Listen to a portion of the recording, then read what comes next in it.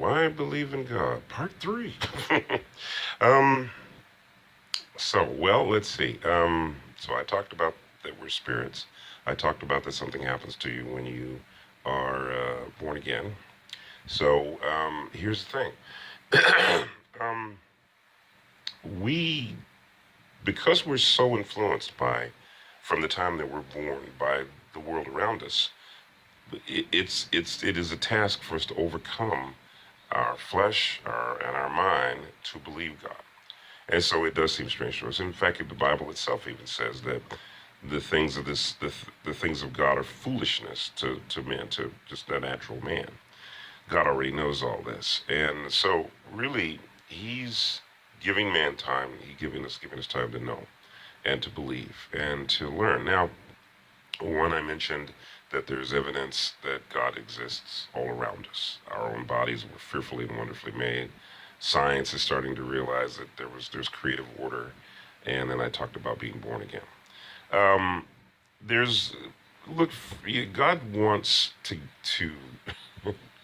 God wants us to believe, but He's not going to force us to do anything we don't want to do. See, we have a free will, so God allows us to think what we want to think. However, He also had to fix things, and He did fix things by sending Jesus here to fix them.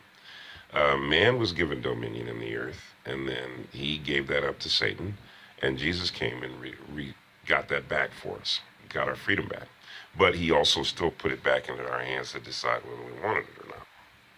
Well, there's so much to be said about this. Some people don't believe in God because of the way Christians act. You got Christian people out there. Sorry, brothers and sisters, but some of you are very rude and you don't act right, and you're a bad representative. You mean well, but you can be a bad representative, and that makes people not believe.